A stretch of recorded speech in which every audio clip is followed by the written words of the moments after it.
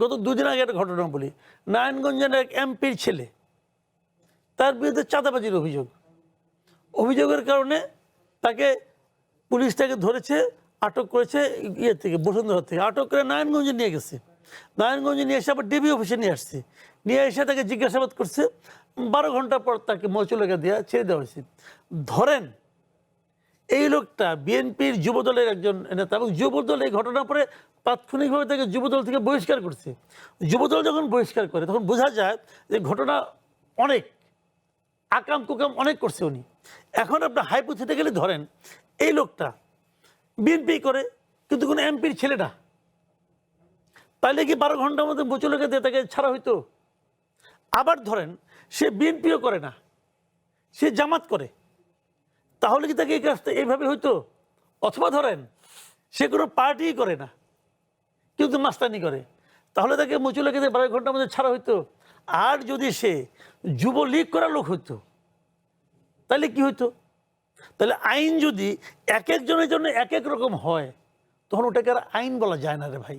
আতঙ্কের কথা যদি আবার সেই ধরনের কোনো আচরণ দেখা যায়, আমাদেরকে সমবেতভাবে এটা প্রতিরোধ করতে হবে।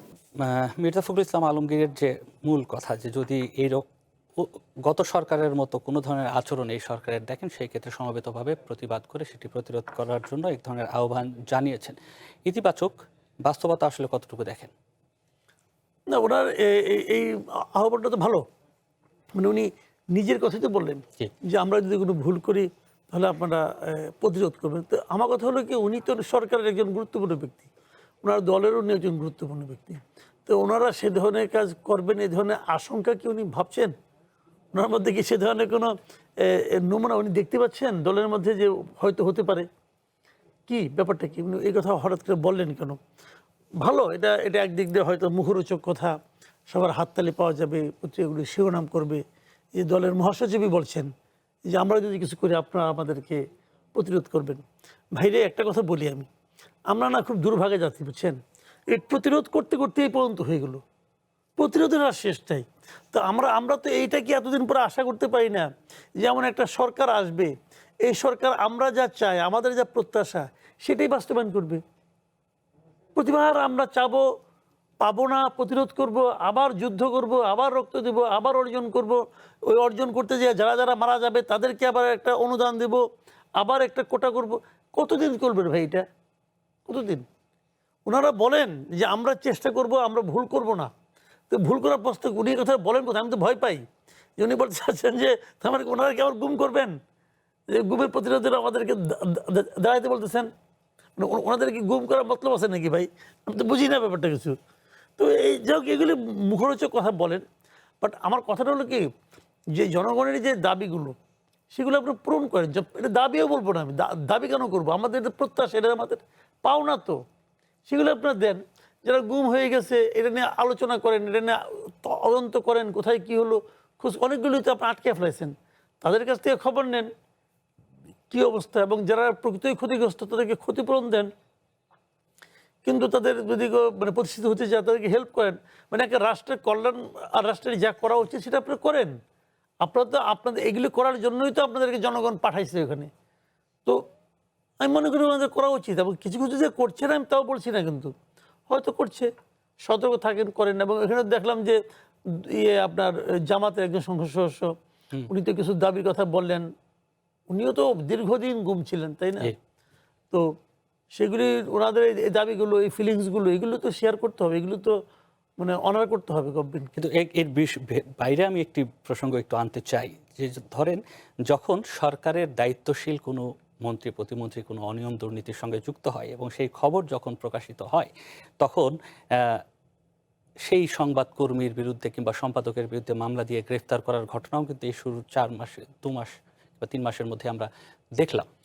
একটা হয়েছে, একটা ঘটনা ঘটেছে, বগুড়ার ঘটনা যেটা ঘটেছে, এটা আমি মনে করি এই সরকার এটা ভুল করেছে।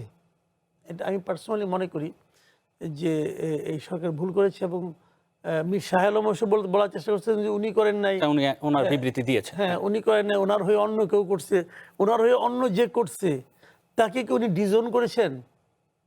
তাও তো করেন। উনি তো ওই ভদ্রলোক তো ওনার চামচা, ওনার সঙ্গে চামচামি করে উনি প্রমাণ করতে চেয়েছেন, দেখেন আমি আপনার আমি আপনাকে কত ভালোবাসি, আমি আপনার সম্মানটা, মান সম্মান অপমান হয়েছে এটা আপনি বুঝেন না, কিন্তু আমি বুঝে ফেলাইছি। হ্যাঁ, অতএব আপনি আবার কিছু দিয়েন টিয়েন, হয়তো দেওয়া তো হয়েও গেছে। তো এগুলো তো আমাদের দেশে বহু পুরনো প্র্যাকটিস। কিন্তু এর মধ্যে দিয়ে তো অন্যান্য ক্ষেত্রেও এক ধরনের ভয় কিংবা এক ধরনের ভীতি সঞ্চারের যে পরিবেশ, সেটিও তো তৈরি হলো। স্বাভাবিক, এটা তো হচ্ছে। এখানে এই ক্ষেত্রে তো সব জায়গায় তো আপনি দেখেন, আমি একটা বলে শেষ করি আপনাকে। গত 2 দিন আগে একটা ঘটনা বলি। নারায়ণগঞ্জের এক এমপির ছেলে, তার বিরুদ্ধে চাঁদাবাজির অভিযোগের কারণে তাকে পুলিশ তাকে ধরেছে, আটক করেছে, ইয়ে থেকে, বসুন্ধরা থেকে আটক করে নারায়ণগঞ্জে নিয়ে গেছে। নারায়ণগঞ্জে নিয়ে এসে আবার ডিবি অফিসে নিয়ে আসছে, নিয়ে এসে তাকে জিজ্ঞাসাবাদ করছে। 12 ঘন্টা পর তাকে মৌচুলাকা দিয়ে ছেড়ে দেওয়া হয়েছে। ধরেন এই লোকটা বিএনপির যুবদলের একজন নেতা, এবং যুবদল এই ঘটনার পরে তাৎক্ষণিকভাবে তাকে যুবদল থেকে বহিষ্কার করছে। যুবদল যখন বহিষ্কার করে তখন বোঝা যায় যে ঘটনা অনেক আকাম কুকাম অনেক করছে উনি। এখন আপনার হাইপোথেটিক্যালি ধরেন এই লোকটা বিএনপি করে, কিন্তু কোনো এমপির ছেলে না, তাহলে কি 12 ঘন্টার মধ্যে বচুলকে দিয়ে তাকে ছাড়া হইতো? আবার ধরেন সে বিএনপিও করে না, সে জামাত করে, তাহলে কি তাকে এই কাজটা এইভাবে হইতো? অথবা ধরেন সে কোনো পার্টি করে না, কিন্তু মাস্তানি করে, তাহলে তাকে মুচুলাকে 12 ঘন্টার মধ্যে ছাড়া হইতো? আর যদি সে যুবলীগ করার লোক হইতো তাহলে কি হইতো? তাহলে আইন যদি এক একজনের জন্য এক এক রকম হয়, তখন ওটাকে আর আইন বলা যায় না রে ভাই।